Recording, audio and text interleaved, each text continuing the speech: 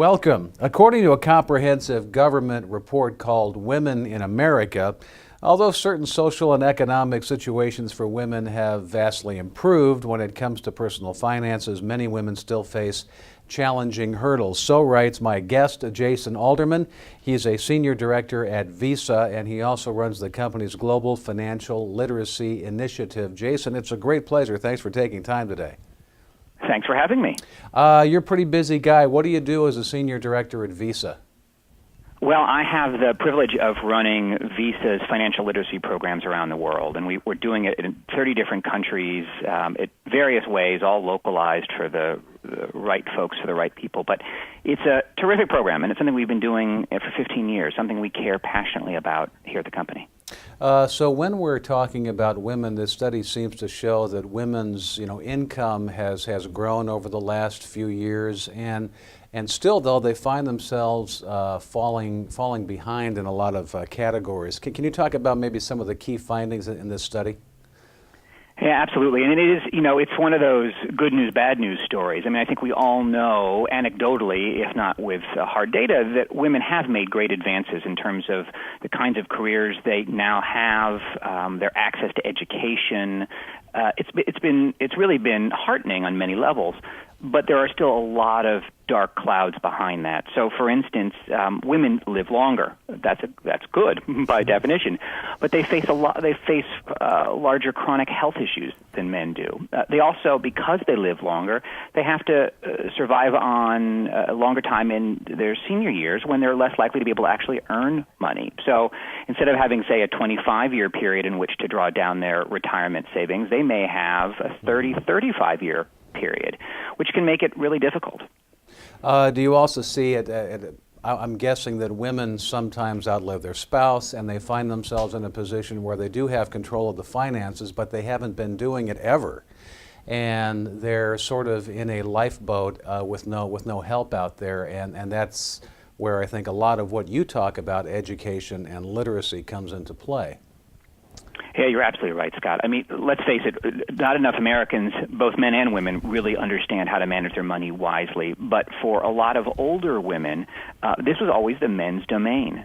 They had no interest or kept out, and so they might find themselves, grieving over their husband who just passed away, staring at a desk full of bills and accounting statements and finance statements that they have absolutely no idea how to translate. I mean, that's sort of a double whammy. Mm-hmm. So it really is important for women, regardless of their marital status or how old they are, is to get a handle on their own finances. And if they're married, it's okay to go and talk to your husband. You're not going to be second-guessing him. You're not going to be doing anything to insult him. You just want to learn from him, or you want to share in the decision-making process. Mm-hmm. I think most husbands would welcome that. A lot of what we cover here relates to retirement. With all the uncertainty in the equity markets right now, for example, you can tell someone to get started as soon as possible, even if they're, coming close to retirement. You've got to do something. What's some of the advice that you would give those people who essentially don't know what to do and where to go? Well, don't be daunted. I think that's the thing that keeps a lot of people away. Is it is so big and scary that they throw up their hands and assume since they can't do it perfectly, they're not going to try doing it at all. And that is, of course, the worst possible thing you can do. So start small. Try to figure out what the lay of the land. Even things like, what's your budget? How much money is coming in? How much is going out? How much are you able to save each month? How much do you have set aside for retirement? These are just basic questions. Getting those facts on the table can begin to help you then lay out a roadmap. All right, I'm saving $1,000 a month. I've got $50,000 saved up. Got it. That's where I am on the map right now. Now, where do I need to be? That's step 2. Figure out when you plan to retire, how much you plan to retire with, and sort of reverse engineer it. Well, what does that mean you have to start saving? But you don't have to do all of this at once. You don't have to try to, conquer this in one setting. In fact, probably it's a mistake to conquer it in one setting. Take baby steps. Do you see that it's probably a good idea at some point to consider some sort of professional help?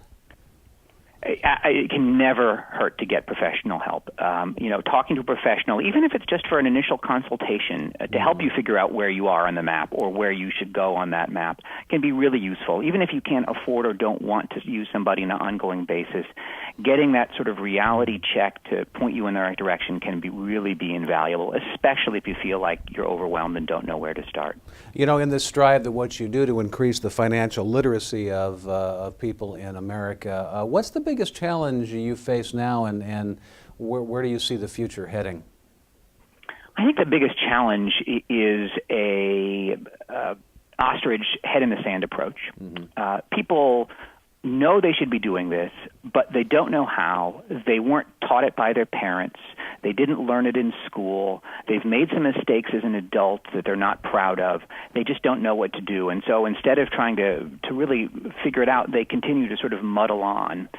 It's a little bit like driving with your eyes closed. At some point, you're going to hit something. And that's the problem. I think we have this combination of a lack of being taught this information and fear. It's a bad combination. My guest is a senior director at Visa. His name is Jason Alderman. He writes in so many different areas. As busy as you are, where do you get time to write so much?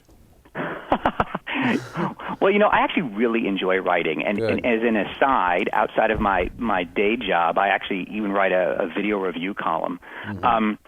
I just enjoy it. I think there are people out there who find it as an enjoyable outlet for getting their thoughts out, and it's something that gives me pleasure.